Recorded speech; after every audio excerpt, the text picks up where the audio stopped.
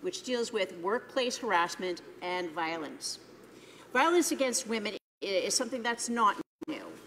While I'd like to believe that in a predominantly rural riding like mine in Eastern Ontario, violence against women is an urban problem, we know that's not the case.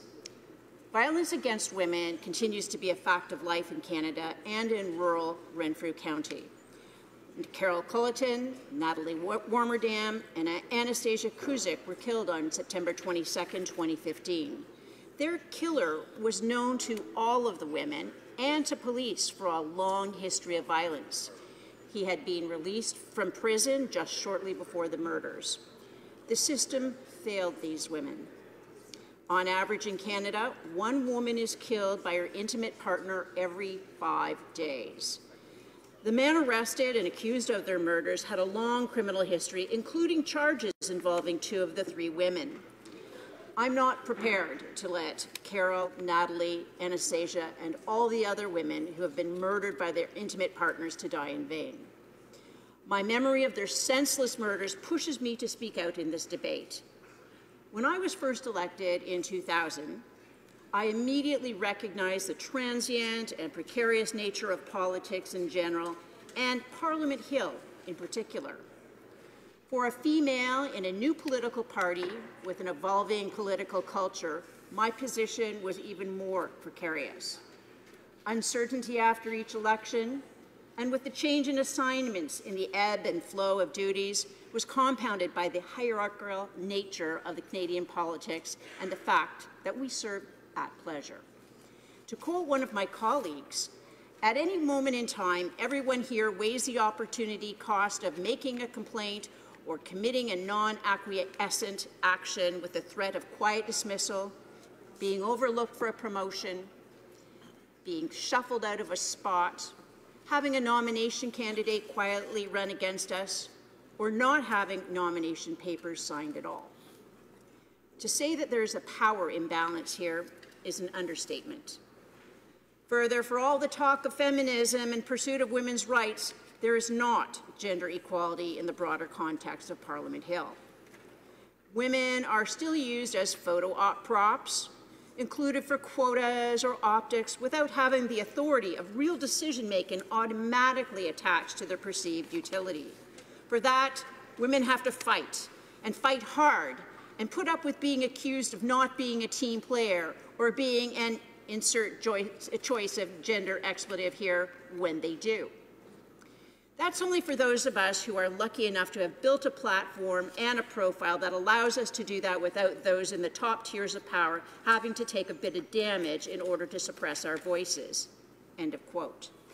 When this legislation was debated in the House of Commons previously, I did not have an opportunity to be part of this discussion. I was successfully defending my right to represent my party in the next federal election. Bill C-65 is being supported by the Conservative Party. Today, we are discussing amendments made by the other place, which allows for a re-examination of the legislation and the context in which it has been brought forward.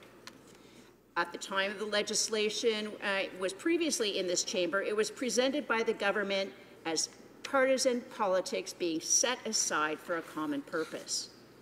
All parliamentarians were prepared, or so I thought, to stand together and send a strong message to all Canadians that workplace harassment and sexual violence is unacceptable and that it will not be tolerated any longer, period. It was that implied spirit of cooperation that encouraged my party to support C-65. As a long-standing female member of Parliament, I'm very cognizant of my position as a role model. I'm reminded of my responsibility as a positive role model by the Daughters of the Vote program. Young women are smart enough to spot a hypocrite when they see one. All parliamentarians have a responsibility to be a positive role model, starting with the Prime Minister. I was hopeful that Bill C-65 was not just another example of virtue signaling by the Liberal Party, where the Prime Minister directs his attack dog Gerald Butts to throw social media mud from the political ditch he occupies while claiming to take the high road. Subsequent events have proven me wrong. Sexual violence and harassment in the workplace is nothing new.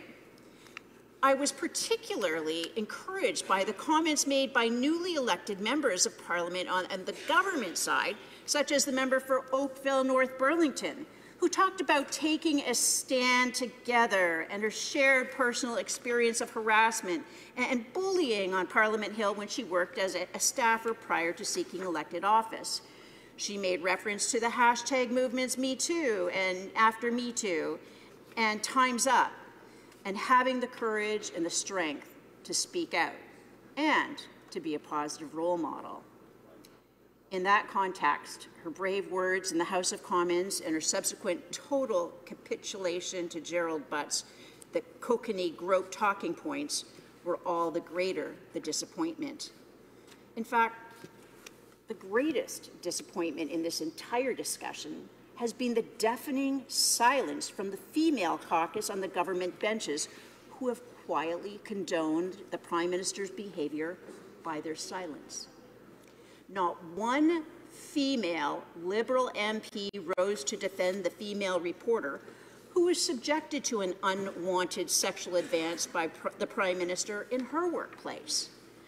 Not one government MP rose to demand a coherent explanation of what the Prime Minister admitted to doing when he belatedly provided an apology to the young female reporter who was the subject to his unwanted advance. By enabling bad behavior, it almost guarantees it will continue. After all, is that not the subject of Bill C-65, which is what we're here discussing today? Silence is tacit approval. Certainly in my career as Member of Parliament for Renfrew-Nipissing-Pembroke, spanning 6 elections over 18 years, I've experienced sexual harassment and bullying. I know it would be impossible to find a woman in politics who was not expected to put up with the misogynist fools like Dan Leger or the tiresome Dick Mercer, let alone the similar dinosaur attitudes in their own party. From the time this legislation, Bill C-65, passed third reading, and now this has been returned from the other place with amendments, something has changed. Canadians learned something about the leader of the Liberal Party. Canadians learned that the Prime Minister admitted to groping a young woman reporter at a music festival before he had sought elected office. This is a very important discovery. Unlike the recent events in the United States during the confirmation hearings for U.S. Supreme Court nominee Brett Kavanaugh about alleged events before he started his professional career, the Prime Minister has avoided a rigorous examination of his inappropriate behavior. South of the border, the Prime Minister has been referred to as the Bill Clinton of the Great White North. The Prime Minister had an opportunity. Rather than making up one answer, the Prime Minister chose to come up with a series of tortured explanations for the groping allegation against him. Constantly changing his story, he had an opportunity to come clean with Canadians. In the process, the Prime Minister dodged questions about the need to call an investigation about his own contact, the way he did with Liberal MPs in his caucus, Scott Andrews and Massimo Pichetti, who faced similar allegations in the past and were removed from the Liberal Party. The Prime Minister single-handedly, terribly set back, to quote Kathleen Finlay, founder of the Zero Now campaign to fight sexual misconduct in the workplace, progress on women's issues. Ms. Finlay went on to say, quote, he went from saying he had a good day and sort of smiling about it and dismissing it in that way, and then went on to explain it in a tortured explanation about different perceptions, how men and women perceive things differently. And from where I was sitting, that just reopened the whole he said, she said kind of explanation, which is something women who've suffered incidents of sexual misconduct do not want to hear. End of quote. The incident was first published in an editorial in the Creston Valley Advance, a community newspaper in British Columbia. The Prime Minister, who was in Creston to attend the Kokanee Summit Festival put on by the Columbia Brewery, admitted later to inappropriately groping the reporter while she was on assignment. In addition to being on assignment for the Creston Advance, the female reporter was also on assignment for the National Post and Vancouver Sun. Now, while her connection to the big city newspapers may have prompted remorse after the fact, that is a topic for a proper investigation. The incident resurfaced online, including in a Scandal magazine earlier this year. The allegation came into wider circulation the first week of June, when photos of the Creston Advance editorial were widely shared on social media and received further prominence when prominent online media outlets reported on it that same week. The now former female reporter for the Creston Valley Advance, a community newspaper, the Vancouver Sun, the National Post, confirmed the Prime Minister groped, or in his words, inappropriately handling her while she was on assignment at the festival. After the incident, she wrote an unsigned editorial blasting the Prime Minister for his misconduct. The editorial did say the Prime Minister told the female reporter that had he known the reporter was working for a national paper, he never would have been so forward. Shouldn't the son of a former Prime Minister be aware of the rights and wrongs that go along with public socializing? The reporter wrote about the Prime Minister. Didn't he learn through his vast experiences in public life that groping a strange young woman isn't in the handbook of proper etiquette, regardless of who she is, what her business is, or who they are? After the incident, the female reporter, who is not in journalism anymore, held meetings with Valerie Bourne, the then publisher, and Brian Bell, the then editor of the newspaper, and communicated her displeasure about the Prime Minister's conduct. In a statement, the female reporter said she reluctantly went public to identify herself and to confirm the incident because of numerous media requests. She would not offer any comment or take part in any discussion on the subject, she said, adding that the incident happened as reported. This is what the Prime Minister stated on CBC Radio January 30th, 2018, before details of the groping incident were reported in the national and international media. Quote, "I've been very, very careful all my life to be thoughtful, to be respectful of people's space and people's headspace as well. This is something I'm not new to. I've been working on issues around sexual assault for over 25 years. My first activism and engagement was at the Sexual Assault Center at McGill Student Society, where I was one of the first male facilitators in their outreach program, leading conversations, sometimes very difficult ones, on the issues of consent, communications, accountability, and power dynamics." Unquote. To connect the dots, it was after the Prime Minister left university in Quebec when the groping incident occurred. The following is from the newspaper editorial following the groping incident. Quote, "It's not a rare incident to have a young reporter, especially a female who's working for a small community newspaper, be considered an underling to their more predominant associates and blatantly disrespected because of it. But shouldn't the son of a former Prime Minister be aware of the rights and wrongs that go along with public socializing? Didn't he learn through his vast experiences in public life that groping a strange young woman isn't in the handbooks of proper etiquette, regardless of who she is, what her business is, or where they are? And what makes the fact that she was working for the Post of any relevance? Big stories break first in community newspapers, after all.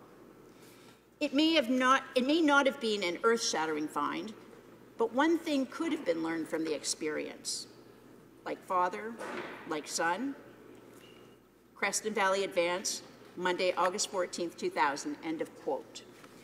So what are Canadians expected to take away from this incident of groping that took place between the Prime Minister and a young female reporter?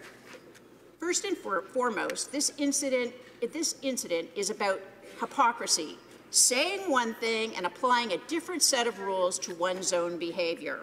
It's about believing women until it happens to you. Then deny, deny, deny, and hope that the clock runs out in the media cycle. It's been noted in the CBC, there is no dispute this incident happened. In 2018, the excuse, I didn't think I was doing anything wrong, does not pass the smell test. Worst of all, the Prime Minister has shown no ability to grow with a job and learn from his mistake. Women in Canada deserve better from a Prime Minister who claims to be a feminist. What this incident has also taught Canadians is that they cannot trust this Prime Minister when he tells public he's doing one thing, but legislatively does another. It was finally figured out by the temporary socialist government of Alberta that this government has no intention of seeing any pipelines built, let alone the Trans Mountain pipeline. In response, the NDP Alberta pulled their support for the scam carbon tax, which is all about getting the provinces to take the blame for raising taxes while using the environment as an excuse to raise taxes. If dragging the government's feet on this issue somehow does not work, Bill C-69 will be sure to suffocate any resource project from going forward. There are ethics rules for parliamentarians versus the Prime Minister's trips to the tropical islands. When the Ethics Commissioner rules that opposition members are in violation of the rules, charges are laid by the RCMP. Where are the charges against the Prime Minister for his breaches of the Code of Ethics for parliamentarians? In public, the Prime Minister claims his government is going to crack down on guns and gangs, but cranks out C-71 instead, which cracks down on law-abiding citizens who are already obeying the law. Then there's C-75, which softens the penalties for gang violence, amongst other atrocities. But the biggest lie of all is his betrayal of veterans. It was announced by this government that no Canadian Armed Forces personnel would be medically released until their benefits were in place. Yet, last week, not only was it confirmed that soldiers are being released without their pension amounts and benefits confirmed, soldiers should be told to wait longer. The Prime Minister claimed in the last election the problem was there were not enough offices open to service veterans. So the government went ahead to spend funds intended for veterans to open offices in government ridings, and now tells veterans they have just doubled the official wait time, if they even qualify. How much is it going to cost Canadians with the political decision to direct shipbuilding contracts? I had high hopes for Bill C-65. It now appears Canadians will be disappointed as they've been disappointed with everything else this Prime Minister has touched. Thank you, Mr. Speaker. Questions and comments. Questions et commentaires. The honourable member for Winnipeg North. Yes, thank you, Mr. Speaker. And the member across the way doesn't surprise me. She never ceases to surprise me when she addresses legislation or other matters inside the House, because she's always inclined, Mr. Speaker, to make it personal, to attack. And you take a look in terms of what we're debating today is a very progressive piece of legislation that viewers that might be participating or those that are following the debate should understand that it is good, sound, solid legislation. It has the support of Senate. It has the support of individuals on all sides of this House. But once again, we have, true to what Stephen Harper, the messaging from Stephen Harper, is to target in a personal way, whether it's the Prime Minister, Minister of Finance, to attack them, or character assassination is what I've made reference to in the past.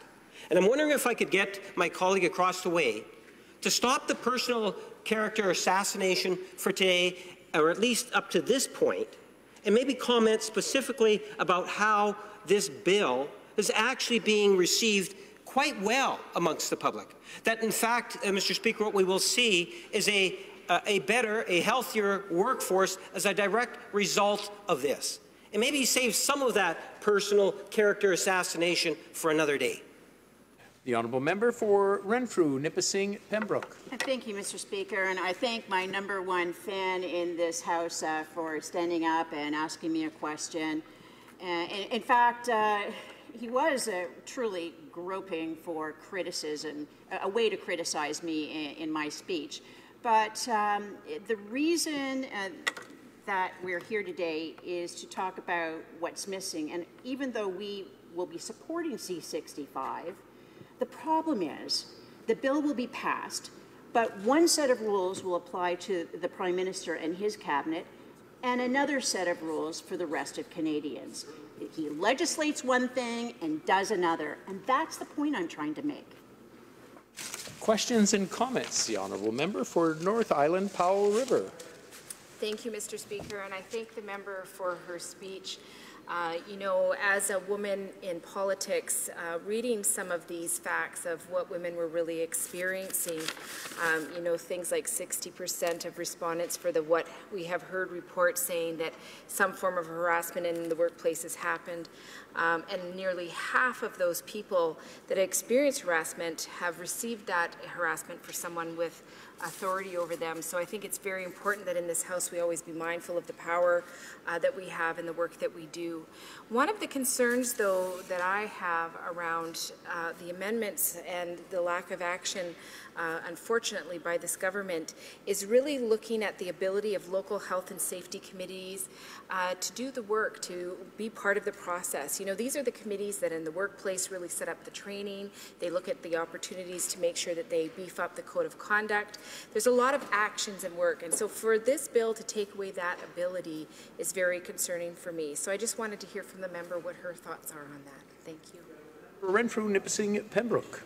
Thank you, Mr. Speaker. And we'll have to look at the implementation and certainly the regulations and how exactly the different aspects with the addition of harassment and violence being two additions to many of the aspects of the code in this bill, as well as the amendments will come to pass. So it's hard to say exactly how this will play out, but it will be up to colleagues like mine who just spoke in the NDP, together with all other parliamentarians, to ensure that the intent of this bill does come to pass. Questions and comments. Question et commentaire. The honourable member for Foothills. Thank you very much, Mr. Speaker, and I want to thank my colleague for her excellent intervention. And I know my colleague across the way from Winnipeg Centre was concerned about the personal attacks, but I think this goes to the essence, or a large part of the essence of this bill, is that it seems to be a lot of, from the government, you know, do as I say, not as I do. And I wanted to ask my colleague, what does she feel the implications of the message that we're sending with C-69? I believe the intent of the bill is very important. We do want to address sexual assault and harassment in the workplace. But as parliamentarians, I think it's also very important that we send the message that this applies to everyone, no matter what your position is, no matter if you're a regular parliamentarian, a regular Canadian, a cabinet minister, or the Prime Minister. Can she talk about why this is important, that we discuss the hypocrisy of what the Liberal actions have been when it comes to these types of issues and what the C-65 is intended to accomplish? The honourable member for Renfrew-Nipissing-Pembroke. Well, I'm a little, not quite sure because my colleague mentioned C-69 and the hypocrisy. So C-69 is about the new legislation that will require the energy companies, any resource company, to be more intense, spend more time, more resources in getting the proper assessments through. So on the one hand, and I'll speak to the hypocrisy to which my colleague alluded, so on the one hand, the Prime Minister stands up and says that he wants to have this pipeline built, yet on the other hand, what he's really doing at the same time is putting in legislation that is going to kill any pipeline, not just the one he says that has been okayed. And likewise, we're concerned about Bill C-65, whereas he's putting forth that he's trying to eliminate sexual harassment and violence in the workplace. Is C-65, like the concerns of my colleague, truly going to accomplish what we set out to do? Questions and comments. The honourable member for Guelph. Thank you, Mr. Speaker, and thanks to the honourable member from across the way for her contributions. We're studying mental health in the Agriculture Committee right now, Mr. Speaker, and it seems to me something I didn't hear in the speech that maybe she could bring forward is the mental health impacts on women when harassment and violence are occurring.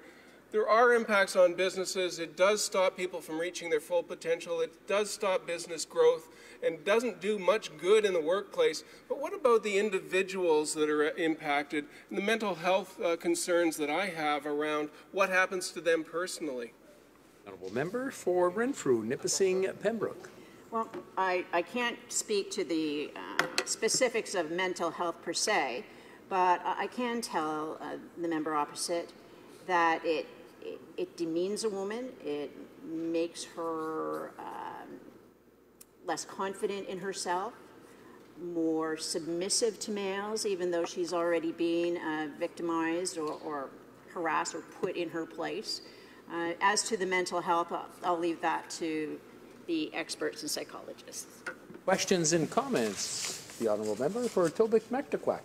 Thank you, Mr. Speaker, and through you, I'd like to ask my honourable colleague if she would like to elaborate a little bit on C-65, because throughout her speech, her intervention in this House, I haven't really heard a whole lot of actual substance about C-65.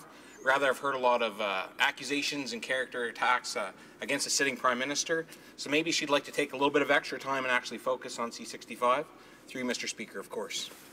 The honourable member for Renfrew-Nipissing-Pembroke. Well, thank you, Mr. Speaker. But actually here we're speaking to a motion about the amendments offered from the other place.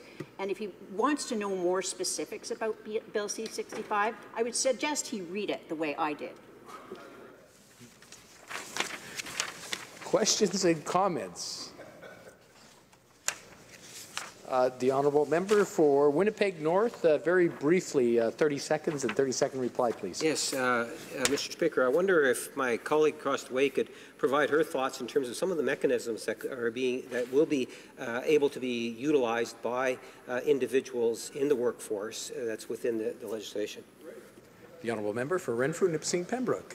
The people who have been victimized or who feel that they are being harassed or that one of the aspects of harassment or they've experienced violence against them can report it. It will be documented. And we are curious, though, as to whether or not this will apply to parliamentarians in the workplace. Reprise du débat, resuming debate. The Honourable Parliamentary Secretary to the Minister of the Environment. Thank you very much, Mr. Speaker. It's my absolute pleasure to rise today to offer some remarks in support of Bill C-65 so we can continue to move this important piece of legislation through the legislative process and, of course, towards actually